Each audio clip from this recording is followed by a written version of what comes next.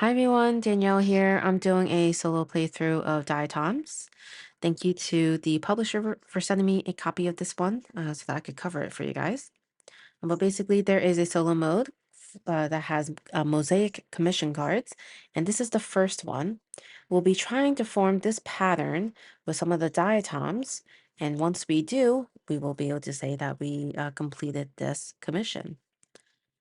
Uh, Things are kind of cramped up here. I might need to just move things off screen as I expand this play area with hexes.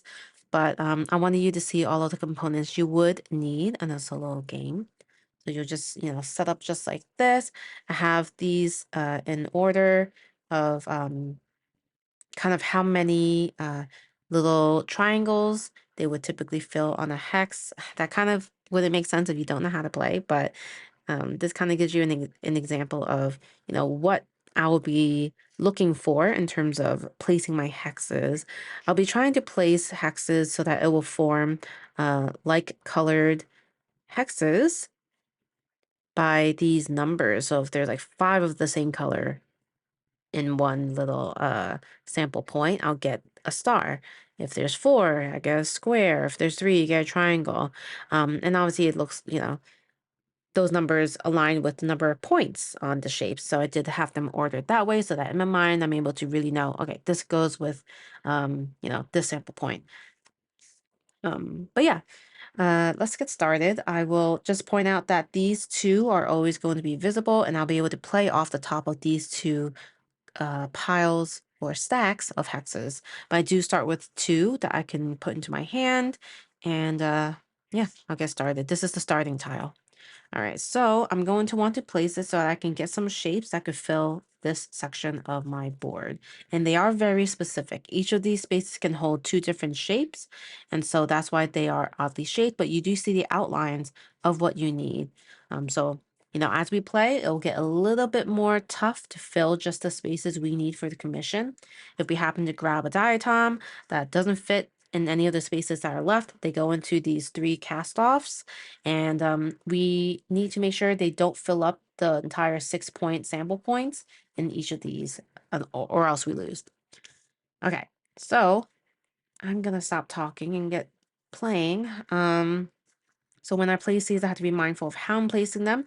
They can only be placed so that the colors match. So I can't put it here. I cannot put it here. I could put it here. So I'm gonna do that. And only the first turn is when you will not be taking any diatoms. Every turn after, you have to place your hexes so that you can do the sample point. All right, and then now you just refill your hand. I'll refill it with this one, and just making sure that it is going to be. There we go. Didn't look too focused before, but it looks a little better now. All right, so we have those 2 hexes. We just continue in this game. Um, Here would be a good place to put this purple because it touches both of these and they are the same color. And then we have this handy dandy like magnifying glass kind of thing. We put it right here. We see kind of our pie, and essentially we'll split it up visually into like 6 sections and count them. So the blue has 2. So 2 means we take this shape and we have to take the color that matches, which is the blue. So we'll grab that. Then we have the purple. 1, 2, 3, 4. We'll take a purple square because that's what you take when there are 4 in the sample point. Now we can place them in our board, and we can place them in very specific areas. All right, and that's that. We'll carefully move it, and I will grab this. I think the hardest one to get is actually the circle, which requires you to get a number 1. Of course, if you fill it up to be a 6, actually, you can split it up however you want to get that circle, but I do find the circle to be the toughest one to get.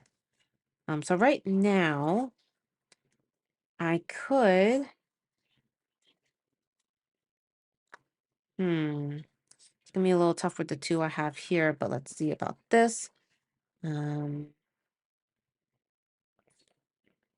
Okay. I will place it like this right here. And I've created my little sample point. Let's review that. We have 2 greens. So grab this. Then we have 4, 1, 2, 3, 4 purple. So again, we have a square, which we'll put right here. And then we have this elongated oval right here. And looking at this outline, which again has to match this exact commission, I can no longer do anything with squares. Okay?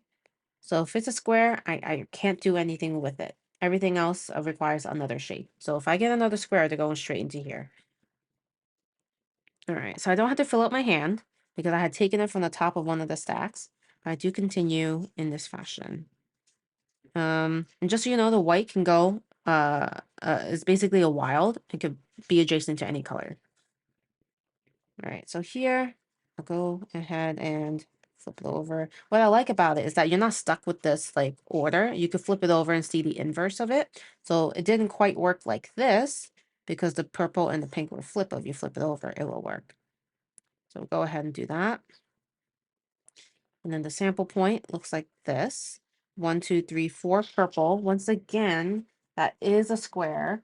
And we actually won't be able to place it, but we'll be able to put it into one of our cast off dishes. And then we have 2. And we got one of these which we needed. So we'll put that here. And then we'll put this square into our first cast off dish. So essentially we can only have 2 more points in this sample point because this equates for 4 and you can only have a max of 6. All right. This looks interesting. I'm hesitant to do this tile, although it fits here, because I need another shape. So what I'm going to do is I'm actually going to use this. I'll place it right here. Now I have a 6. This is a 6 pointer of a green. So now I could split that up into 2 different shapes. So what I think I'll do is do a triangle. And it has to be another triangle. I don't think I can place that triangle anywhere else. So I'll place the triangle here. And then this has to go into another dish because 3 plus 4 would be 7. That's 1 too many. And then we draw 1 back into our hand. I think I'm going to draw this one. Okay, cool. So this is helpful. Ooh, let's see.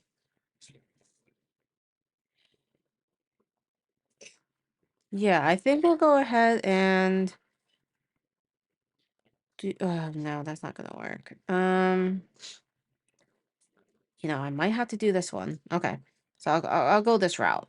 I'll place it here. Again, the white could be adjacent to this color. And my sample point is going to be 5 purple. So 5 purple is a star. And I get to place that on either of these. And I need another star or a circle to win, to finish this commission. All right, so I'm going to grab, oh wait, no, my hand's full. My hand's full, so I can't do that. Let's see what else we can do. All right, I think we'll go ahead and do this. All right. So we have a sample point here, which is interesting. So this is a 1. So it's a circle, which is what we needed. And then the 2 yellows, grab that. And then 1 purple, which means we grab a circle. But we actually only needed 1 circle. I'll go ahead and place this into here, and that completes the full 6 points of that cast off dish. 3 plus 1 is just 4, so I'll add it to that. And now we've completed this pattern. All right. So you would just complete your other commissions in this fashion. There's a total, I think, 36 that you'll be working with. And so you'll just play through this and log your progress in the rule book where it has a log of commissions. And you can see they're kind of broken up into sections for, I guess, in terms of difficulty. But yeah, You could collect career spaces. So it says when you successfully complete a commission, you can collect career spaces for your career log on the back page. So this is where you would fill out your career log. All right. So now we would go through the star ratings.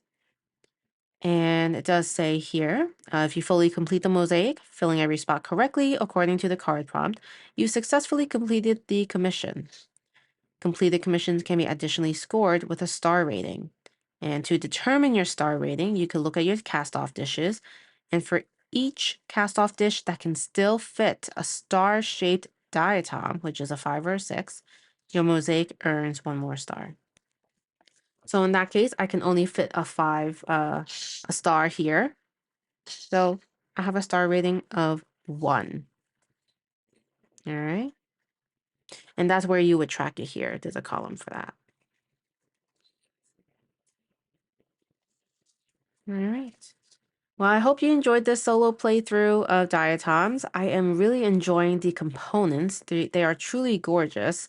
And here's a close look at my pattern. And it's just such a pleasant solo game to play. And I'm excited to get through the rest of these. I'm sure it won't be as easy.